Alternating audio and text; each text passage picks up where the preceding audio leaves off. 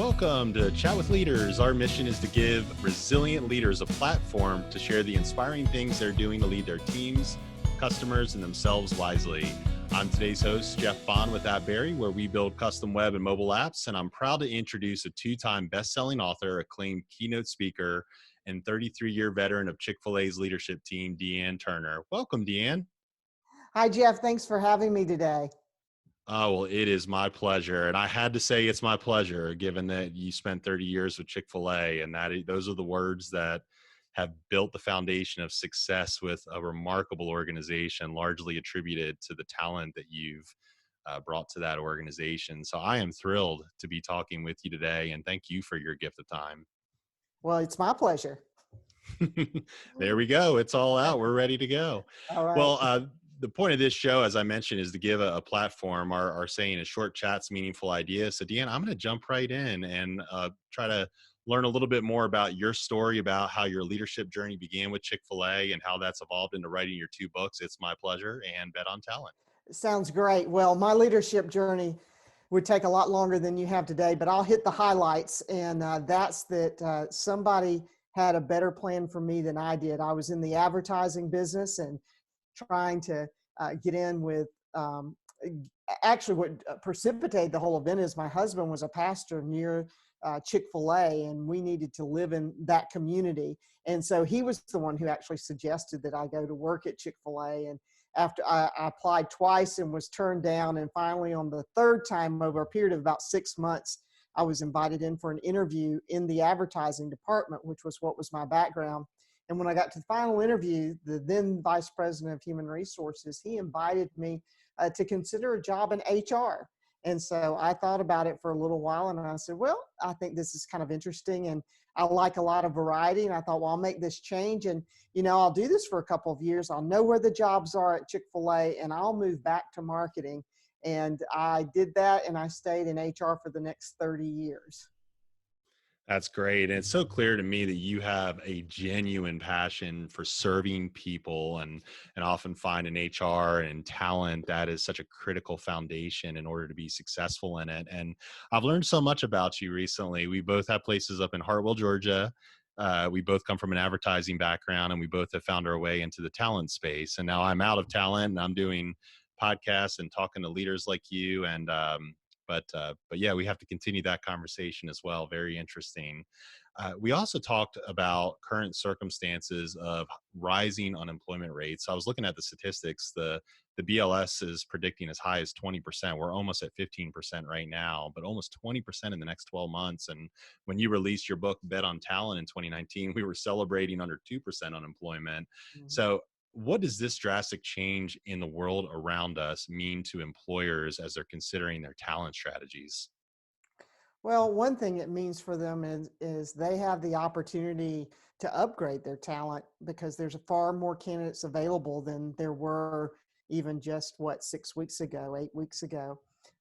It is such an unfortunate situation that we're in. One of the stats that I read recently that thought was interesting, it said a third of the people who've lost their jobs have actually obtained new jobs. So I thought that was a real hopeful thing that I heard in the midst of, assuming that's accurate, that I thought that was hopeful. But for employers, what this season means is really an opportunity to go back and focus and go, okay, the last 10 years almost, I've had to run around and fill roles instead of really carefully necessarily defining and what I'm looking for and then going after a specific skill set.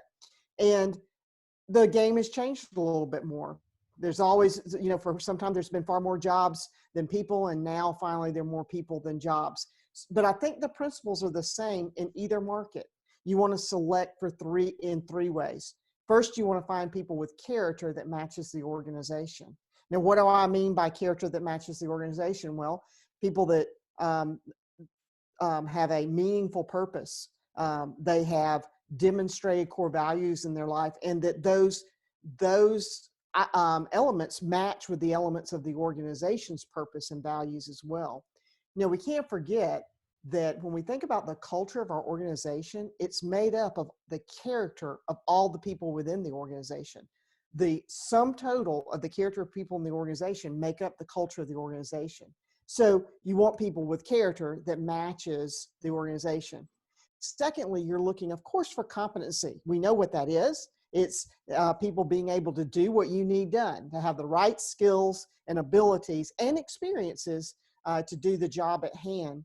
But when I think about competency, if I'm making long-term decisions, which is what I like to do when selecting talent, I want to focus on jobs that haven't been created yet, jobs that I might know are going to be needed in the future. And I want to select people who have some skills to grow with the organization so that I can select future talent from my current bench. So when I think about competency, I'm not just thinking about for today, but I'm thinking about the future of my organization too. Competency that matches the role and future roles. I And then love that. lastly, chemistry. And this is a tricky one because sometimes people think chemistry is all about personality. It's not. Chemistry is about a person's ability to bring their own diverse point of view and collaborate around that and influence others in their point of view. And that to me is the ideal chemistry. You're looking for chemistry that matches the team, somebody who can come in and collaborate well with that team, but also very professionally and skillfully present their unique point of view as well. So I think that whole principle of selecting talent with character, competency, and chemistry is just as important today as it was 2 months ago when the unemployment situation was really different.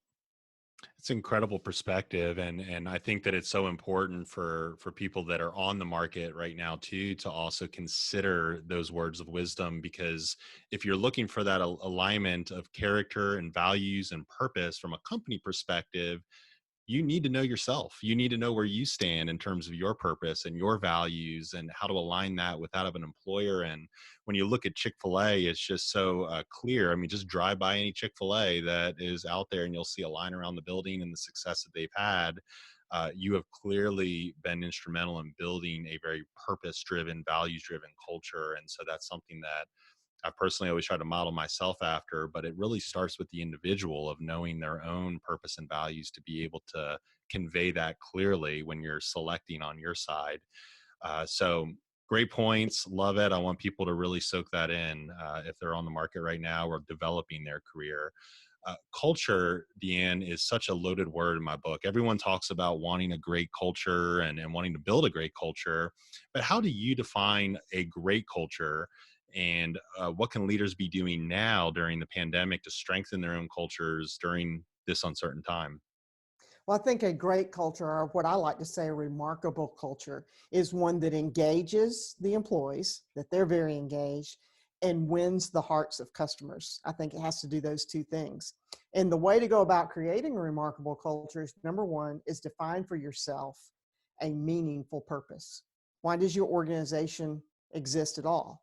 And that can be really hard to really narrow it down. But something that's meaningful. Today's workforce, especially, they're not interested in making money for money's sake. They're interested in making an impact on the marketplace, making impact on other people, and they want to do work that's meaningful. So you have to be able to define the purpose of your organization. Secondly, they want to be stretched with a challenging mission. What is the big goal that everyone's going to rally around and try to accomplish together? That's what you want in a challenging mission. Purposes, they don't usually change. It is what it is. It is the why of the organization. But when one mission is accomplished, then the organization sets that next big goal that they're all going to rally around to achieve together. So those are your first two elements. The third element of a remarkable culture are demonstrated core values. These are the behaviors. This is the how you're going to live out the purpose and mission. And you notice I say demonstrated, Jeff. Yeah. Yeah. Very important word. And that because if you just stick your values in a notebook or on a screensaver or on some hallway, and you just have a list of those things, but no one's living it out, they'll never stick. Values stick when the top of the organization, the leadership in the organization, demonstrates those values, lives them out day to day, and then others will follow as well. I couldn't agree more. It becomes rhetoric, and it's inauthentic when you don't demonstrate those. I was nodding my head fervently as you were saying that because I believe in that so much. And I've been part of remarkable cultures where that's so true. And then I've been part of some where it's, people will sacrifice their values to make a buck, and if you're doing that, that'll quickly catch up with you. And Chick-fil-A has obviously been a great example of that. Dee Ann, you've seen multiple economic downturns during the course of your career, followed by recoveries.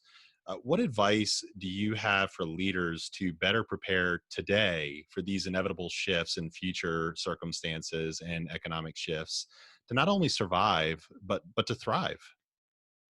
It's a great question, Jeff. And first of all, I'll be really clear. I'm not anything close to an economist, so I certainly can't predict anything about our economy and when anything will change. But this is what I've seen in the course of my career. There have been 3 cycles of really low unemployment, like we just came out of, as low as 2%, where there were just so many jobs and so few people for them. And it's in those times that sometimes organizations are just surviving.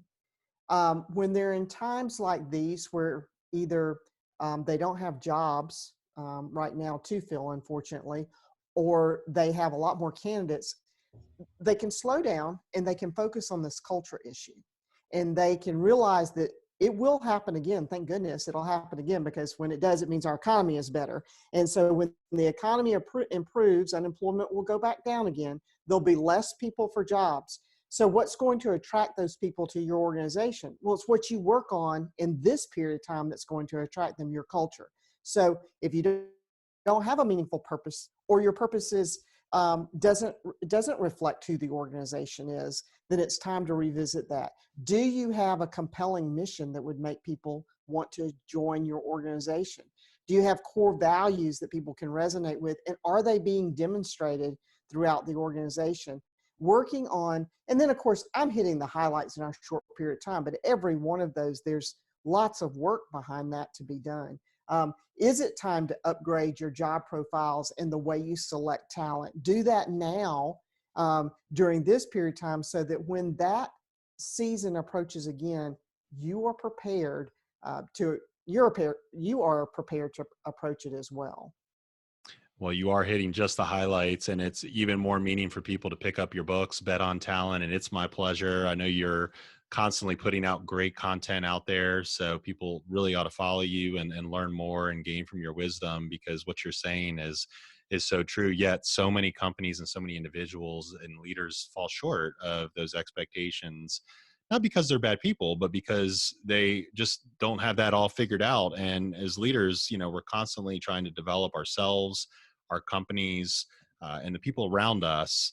And so if you don't have that figured out, if you don't have the demonstrated values, the purpose, the mission all figured out, what advice would you have for those leaders now? What can they really focus on to keep their businesses moving forward during the pandemic into the recovery phase, while kind of going back to the drawing board and making sure they spin that up as quickly as they can, but as authentically as they can as well?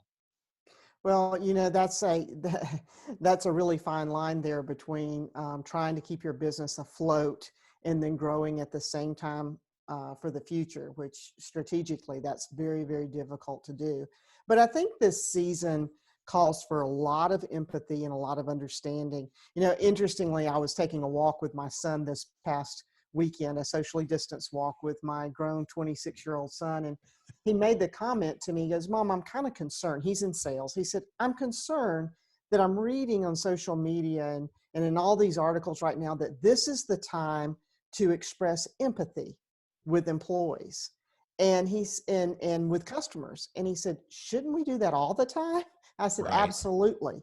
And this is one of those times that there are hard decisions for leaders to make, and being able to tell the truth, be transparent, be authentic with your teams and say, "This is where we are. This is what this means."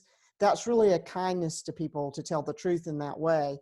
And you will generate some loyalty among those that you're able to retain in this season, just by your authenticity and being clear about that you do care. But it's a time of tough decisions for businesses. Even if those are hard truths, sometimes that transparency, that clarity, people respect that. I always say that, it's one of the most loving, caring things you can do, human to human, is just to be honest and Right. transparent. And I think that's wonderful advice. Deanne, it's such a pleasure. I could talk to you forever. I can't wait to have further conversations with you. Guys, pick up the books, Bet on Talent. It's my pleasure. Follow Deanne on social media. What are the ways that you prefer that people get a hold of you, Deanne? Sure. Well, one thing I should tell your readers is that It's My Pleasure is out of print. So, but here's the good news is that Bet on Talent was Baker Books bought the rights to It's My Pleasure, came to me and asked me to rewrite the book, update it, and add other examples besides just my Chick-fil-A story, which is what I did. And so everything in It's My Pleasure is now in Bet on Talent. So that's the book. My next book, Awesome. Crush Your Career, which is Ace the Interview, Land the Job, and Launch Your Future, comes out in April of 2021. And your listeners can follow me at deanturner.com, on Facebook at Dee Ann Turner Author, on LinkedIn at Dee Ann Turner, on Instagram at Dee Ann Turner, and on Twitter at Dee Ann Turner. We'll do it. And yeah, I can't wait to pick up the new book and to continue to just grasp all that knowledge and wisdom that you built over the years. So thank you for your gift of time. We'll also be posting this episode on chatwithleaders.com, as well as the social media handles on Facebook, LinkedIn, Twitter, and now on Instagram as well. I'm catching up with the times. Chat with Leaders is our handle. Dee Ann, thanks again for your gift of time. Thank you so much. It's been my pleasure, Jeff.